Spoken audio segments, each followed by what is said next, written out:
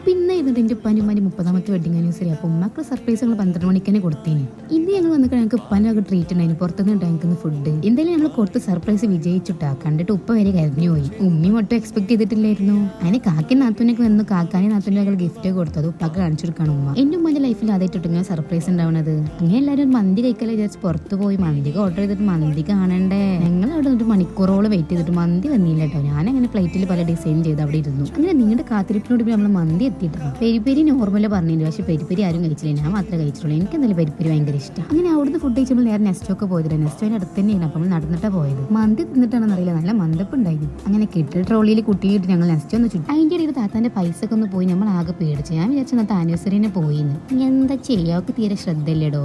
എന്തായാലും ഉള്ള പൈസ കിട്ടിയിട്ടാ. പൈസ അങ്ങോട്ട് പോയി എന്ന് പറഞ്ഞാൽ ഇമ്മാന്റെ മൂഡ് പോയി. ഇമ്മാക്ക് പിന്നെ വീട്ടിലേക്ക് പോയേ പറ്റും. ഓളെ ചെറിയ കുട്ടിനെങ്കിൽ ഉറങ്ങി കേട്ടോ. പക്ഷെ മൂത്ത കുട്ടി ഓരോന്ന് പറഞ്ഞ് കരയിന്. അപ്പൊ നേരെ വീട്ടിലേക്ക് വിട്ടു പോക്കെടാ.